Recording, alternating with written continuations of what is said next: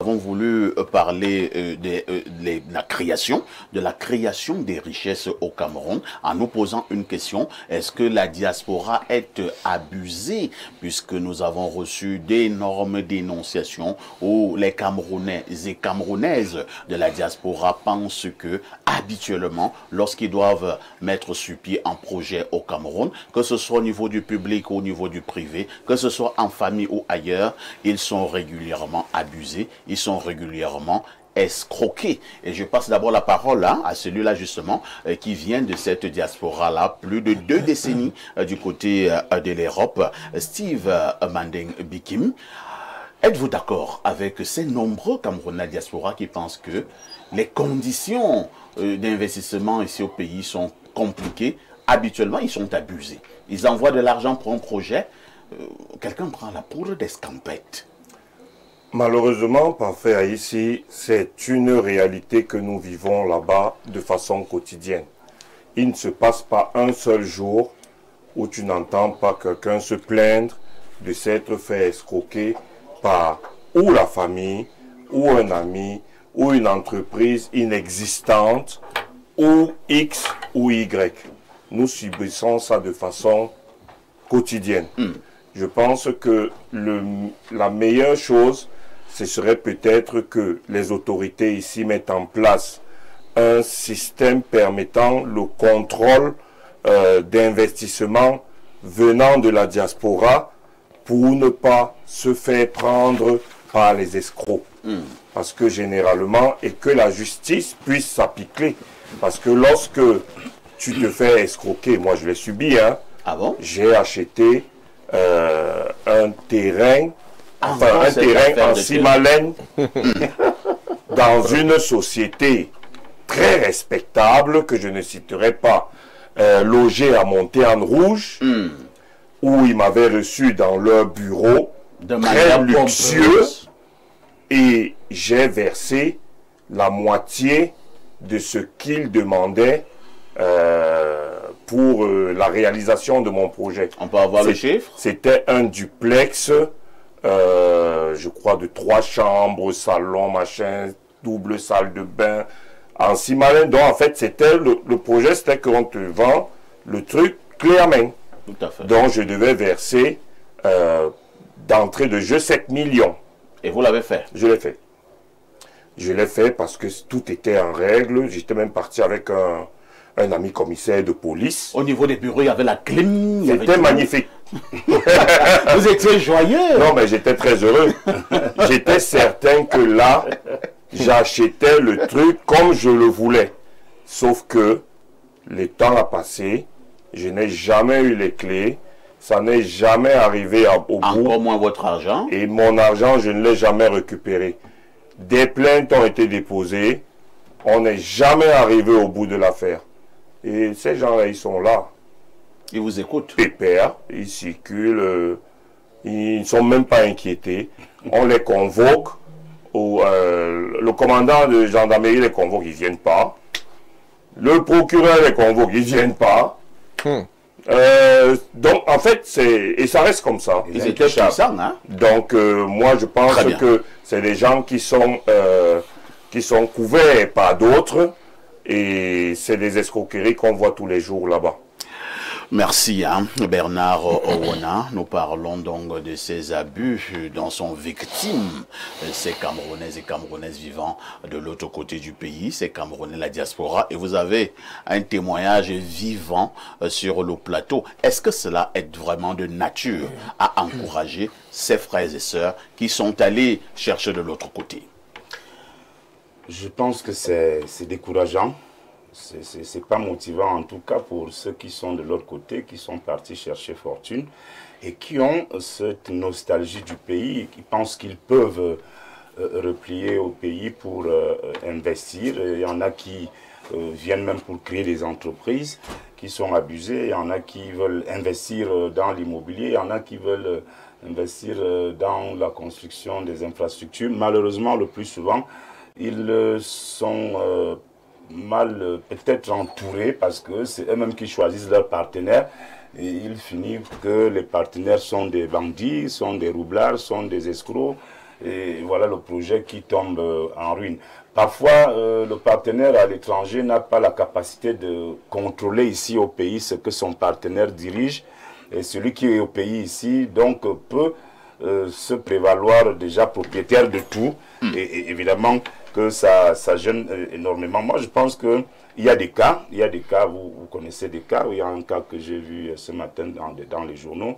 Il y a d'autres cas, mais moi, je pense que le plus important, c'est que ceux qui sont à l'étranger doivent être très vigilants et regardants quand ils veulent investir, savoir avec quelle personne collaborer, avec quelle personne traiter. C'est vrai que si vous posez un problème, parce que à Yaoundé, il y a des gens même qui peuvent vous recevoir dans des... Même à la présidence, hein. Il y a des gens qui vous reçoivent à la présidence, ils vous disent que c'est eux qui sont là. Quand vous ressortez, vous sortez des millions qu'on va vous nommer. Après, si vous repartez le lendemain, vous ne retrouvez plus la personne. Oui, à la présidence de la République. Vous êtes sérieux là? Oh ben, je suis toujours sérieux, parfois ici quand je viens ici. Comme s'il n'était pas sérieux. Ouais, qu'il serait venu ici. Incroyable. Oui, ça existe. Merci. Samuel Bonjok, nous sommes toujours les premiers à critiquer de manière acerbe certains Camerounaises et Camerounaises de la diaspora. Nous disons qu'ils passent le temps dans le bling-bling là-bas. Ils ne font rien au pays, mais bon nombre se sont lancés dans pas mal d'activités à l'intérieur du pays. Ils n'ont eu que leurs larmes pour pleurer. Oui, effectivement, c'est une triste réalité et personne ne peut dire le contraire, même pas ceux qui nous dirigent. Parce qu'en réalité, il faut dire que, quand je vous ai dit tout à l'heure que le Cameroun, c'est un problème systémique. C'est-à-dire que, peut-être c'est un terme qu'on peut prendre banalement, mais en réalité, nous sommes englués dans une situation où il est difficile qu'un secteur... Lorsque tu envoies de l'argent... Il est difficile qu'un secteur marche. Samuel, je vous relance. Oui, oui. Lorsque tu envoies de l'argent à ton frère pour bâtir ta maison ici, toi tu es en France ou en Suisse, il prend ses 15 ou 30 millions et c'est la coule douce avec des filles élancées brunes. C'est toujours le système? Effectivement, oui. Mais le système a fabriqué c'est-à-dire qu'il y a une injustice qui est généralisée. Il y a un incivisme généralisé. Non, écoutez, le système a pour vocation à construire une mentalité publique, une moralité publique. C'est là où moi je suis en train d'arriver. Vous pouvez pas. C'est pour ça qu'on parle de systémique. Vous n'allez pas vouloir avoir des gens qui ont des moralités exemplaires dans un système qui est comme ce que nous avons là. L'éducation, la morale, la santé, les routes, les infrastructures, tout est à refaire. Et c'est la moralité que vous voulez que ce soit correct. Non, on ne peut pas vivre dans un monde correct lorsqu'on a une gouvernance qui est telle que nous avons là. Il faut recadrer les choses. C'est pour ça que, quand on parle de l'investissement, voilà des jeunes qui sont venus avec des projets. Avant lui, il y en a plein d'autres qui ont été dénoncés dans des médias pendant plus d'une cinquantaine d'années. Moi, j'ai vécu des cas réguliers depuis 2010 que j'ai commencé à être dans les médias. On a vécu des cas chaque année. Des gars qui viennent avec des projets, les bateaux, les conteneurs sont bloqués au port. Mais ces gars partent, ils abandonnent tout ça. Ils abandonnent tout ça parce que vraiment... on ne peut pas. Est-ce que ça fait une bonne image du pays? Non, ça ne fait pas une bonne image du pays et c'est pour ça que le pays est comme il est là. Lorsque notre diaspora ne peut pas être chouchouté pour pouvoir ramener de la richesse, comment vous voulez que la richesse existe dans notre pays? Donc, il y a un construit qui est fait à dessein pour que véritablement on ne décolle pas à la limite. Parce qu'on ne peut pas avoir des secteurs émergents. Et ceux qui nous dirigent le savent parfaitement. Ils vivent là-bas, ils vont là-bas tout le temps en congé. Ils connaissent parfaitement ce qu'il faut faire. Mais c'est la volonté politique en un mot. C'est la volonté politique qui fait en sorte que on se comporte comme on se comporte là. On fait ce qu'on fait là. Et une impunité totale. Il vous parle des gens qui ont pris de l'argent et qui se pavanent dans la rue. L'impunité totale. Et ça fait en sorte que chacun fait comme il veut, les boulunga-djanga total, et dans tous les secteurs, on va épiloguer là-dessus. Ça sera la même chose et le même résultat. Il faut véritablement changer de cap si on veut un Cameroun nouveau, si on veut un vrai Cameroun. Si nous voulons donc un vrai Après Cameroun, il faut changer de cap à l'Indouk. Est-ce qu'il n'est pas également temps que l'ordre gouvernant puisse prendre cette affaire à bras le corps, puisque vous avez eu le témoignage de M. Bikim tout à l'heure. Il vous dit qu'il y a eu des plaintes, il a déposé plainte. On convoque ces bonhommes chez le commandant de brigade, ils ne viennent pas. Le procureur les convoque, ils ne partent pas. Et pour l'instant, ils sont là, mais rien n'est fait. Entre-temps, ces 7 millions sont allés en fumée. Les pouvoirs publics doivent agir. Les pouvoirs publics doivent agir, mais le pourront-ils? Je vais prendre une métaphore pour illustrer mon propos. Chacun des Camerounais que nous sommes, imaginez que nous sommes une cellule. Le pays tout entier, c'est l'organisme. Nous sommes en situation de camerounophagie.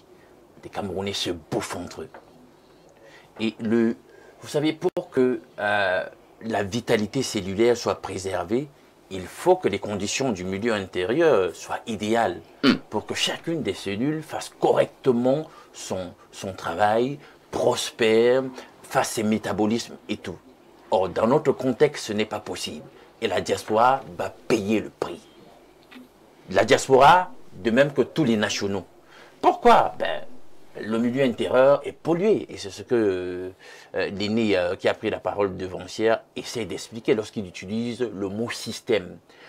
En réalité, il doit utiliser le mot système. Pourquoi? Parce que lorsque vous êtes dans un pays, vous avez des leaders, c'est les leaders qui indiquent, oui. Toutes nos excuses, hein, la priorité au téléphone. Nous avons cet autre Camerounais de la diaspora, en la personne de Freddy Zanga, qui est au téléphone. Freddy Zanga, bonjour. Oui, bonjour, parfait. Bonjour à tous vos invités. Je souligne que vous êtes le président de la Chambre internationale pour le conseil et la promotion, en abrégé CICP. Ce matin, nous parlons de la création des richesses au Cameroun en se posant la question de savoir si la diaspora est abusée. Quel est votre commentaire et votre regard? Je suis très heureux de parler de ce sujet parce que non seulement pour moi, mais aussi pour beaucoup de personnes au sein de la diaspora qui se sentent abusées et flouées. Flouées parce que ce n'est pas un secret de Polichinelle, c'est de dire que les Camerounais ont l'une des meilleures expertises au monde. Mais malheureusement, le seul pays qui ne sait pas utiliser sa pièce sur la diaspora, c'est le Cameroun.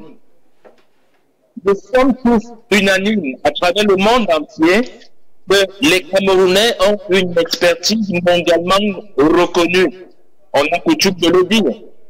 Que ce soit en Afrique, que ce soit en Allemagne, que ce soit à travers le monde. Les Camerounais sont les plus appréciés. Quand vous arrivez dans un pays étranger, tout le monde vous dit que nous ne sommes pas surpris par l'intelligence des Camerounais. Mais la réalité, c'est que c'est au Cameroun, et au Cameroun seul, donc on n'arrive pas à trouver les moyens, les passerelles de se servir de la diaspora. Pour la petite histoire, je suis arrivé au Sénégal. J'ai rencontré les autorités sénégalaises avec lesquelles j'ai travaillé. Les autorités sénégalaises m'ont demandé est-ce que les autorités camerounaises sont au courant de votre expertise? Je ne prends que l'exemple que moi-même je dis au niveau de la CICP. C'est-à-dire que ce que nous, organisation patronale, nous sommes capables d'apporter au Cameroun, il n'y a qu'au Cameroun seul où nous sommes inaudibles. Ce n'est pas faute d'avoir sollicité le Cameroun. Nous avons déjà écrit à toutes les autorités camerounaises. Et ce qui est drôle là-dedans, parfait, c'est que quand vous rencontrez une autorité camerounaise, elle vous dira toujours, envoyez-nous un courrier. Et vous n'aurez jamais de réponse. C'est une manière de vous déconduire. Et beaucoup de Camerounais de la diaspora peuvent vous raconter ce type d'expérience. Pourquoi il n'y aurait pas une institution qui accompagne les Camerounais de la diaspora pour permettre à ces Camerounais d'apporter leur expertise, par exemple? Au Sénégal, encore au Sénégal, une expérience que j'ai vécue au Sénégal, vous avez des zones franches qui accompagnent la diaspora et les entreprises étrangères qui veulent s'installer au Sénégal. Pourquoi le Cameroun ne mettait pas, par exemple, une unité, un ministère, une institution qui accompagne la diaspora camerounaise à s'installer, à faire un retour, qui encouragerait les Camerounais à rentrer au pays? On vous dira à chaque fois au Cameroun, venez me voir. Venez me voir. Ça veut dire que si vous n'avez pas le relationnel nécessaire qu'il faut, vous ne pouvez pas, de manière officielle, vous investir au Cameroun. Donc, ça fait que c'est un accompagnement à tête chercheuse, parce que si vous n'avez pas les bonnes portes, les bonnes clés, les bonnes relations, vous ne pouvez pas. Donc, j'ai toujours l'impression que les politiques, les Camerounais de la diaspora sont floués, parce qu'il y a une espèce de discours qui ne s'assume pas. C'est-à-dire que officiellement, on vous dit qu'on encourage la diaspora à rentrer, investir au Cameroun, mais officieusement, tout est fait pour que la diaspora ne puisse pas effectivement faire des choses sur le terrain. Vous allez chuter. Des exemples simples. Pourquoi on ne mettrait pas en place un ministère, une organisation, une institution qui permettrait donc d'encourager cette diaspora à venir investir, une espèce de guichet unique, par exemple, parfait. On sait qu'il y a un bureau à Yaoundé qui encourage de manière officielle le de faire un accompagnement personnalisé. Freddy Zanga. Oui. Info TV vous dit merci. Merci beaucoup, Parfait. Merci pour l'occasion que vous nous donnez. D'ailleurs, je profite de votre micro pour inviter les hommes d'affaires à venir en Centrafrique où nous organisons un forum économique, un forum international avec les entreprises centrafricaines. J'espère que par là, le Cameroun saura que nous sommes en mesure aussi d'apporter notre expertise pour le Cameroun, pour un forum au Cameroun. Merci beaucoup. Merci Freddy Zanga. Pour avoir donc de la crédibilité, Freddy Zanga invite les autorités camerounaises à aller en Centrafrique pour voir ce que lui fait en Centrafrique. Peut-être qu'ils auront pitié de lui pour dire bon, viens aussi mais au pays, je suis chez toi. Non, ça va pitié de lui. Ça ne va pas changer grand-chose parce que justement dans la métaphore que j'utilisais, le milieu ambiant est pollué et ne donne pas les éléments nécessaires pour que la Camerounité s'épanouisse en réalité. On dit souvent que j'exagère, mais j'ai toujours dit à certains endroits que c'est une mafia, une pègre qui gouverne. Vous allez voir qu'on ne laisse même pas prospérer. On ne donne même pas la possibilité de prospérer à cette diaspora. Ici, on exige depuis des années qu'il y ait par exemple des juridictions spécialisées du droit commercial. Est-ce qu'il y a des tribunaux commerciaux juste ici? Est-ce que la demande n'est pas pertinente? Vous l'avez vu prospérer?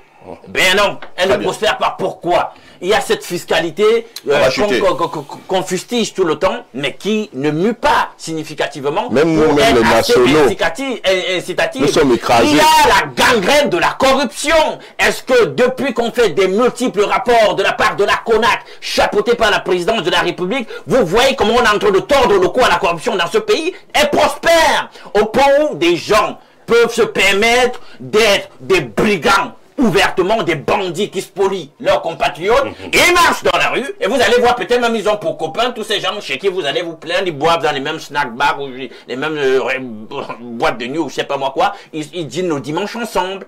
Qu'est-ce que vous voulez dans un tel contexte? Rien ne peut prospérer. Pierre Bleriot-Niemek, au pas de course, hein. Quel est votre regard sur cette situation? On peut parler en souriant, mais la situation est préoccupante. Parfait, je vous dis que je pense que l'espace minier va passer de 2 heures à 3 heures. Je sais que vous en avez les ressources. Ça devient compliqué là. Oui, oui, très probablement on va passer à 3 heures de temps, c'est-à-dire de 9 heures à 12 heures.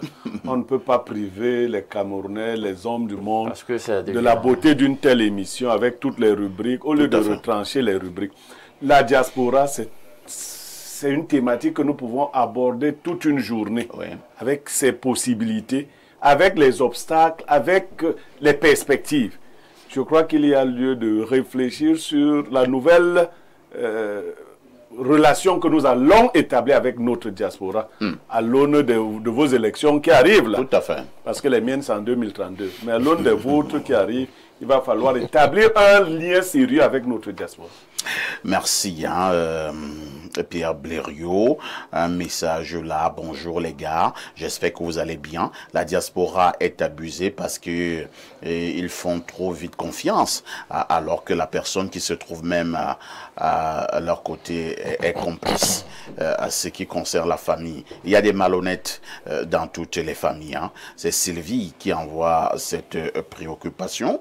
Nous prenons ce message. Bonjour Perfecto et au panel. Voyez-vous, Monsieur Parfait, ici, que les filous sont partout. Et le cas des Camerounais, c'est gravissime, car ces derniers n'ont plus peur de personne. La roublardise a élu domicile au Cameroun. Notre pays a besoin des hommes forts pour changer les mentalités prélogiques et rêver d'un pays intègre. C'est Youssoufou, depuis Mokolo, du côté de l'extrême nord, qui envoie cette préoccupation. Nous sommes arrivés au terme de ce programme, mais je m'en voudrais si je ne relayais pas un anniversaire. Joyeux anniversaire à Madame, à Maître Anne-Yolande Ngor Miyogok. Elle est avocate, secrétaire de l'ordre des avocats au barreau du Cameroun. C'est une dame de poing, très talentueuse avocate. Et c'est de la part de Jacques Bagnoloc qui le souhaite un joyeux anniversaire. Donc Jacques Bagnoloc a souhaité un joyeux anniversaire à Maître Anne-Yolande Ngor Biyogok. Merci à Steve Mandeng Bikim qui était là ce matin, expert en secourisme. On vous dit merci. Merci à Samy de Direct Info. Merci à Bernard Oona de la vitrine. Merci à Alain Douk, notre invité permanent. Merci à Pierre Blériot, notre consultant. Ne ratez pas la rediffusion de ce programme. C'est tous les soirs à partir de 22h30. Demain, ce sera jeudi. Il s'agira de jeudi sorcellerie. En tout cas, jeudi spiritualité. C'est encore mieux. Avec tout ceci, que faites-vous encore ailleurs?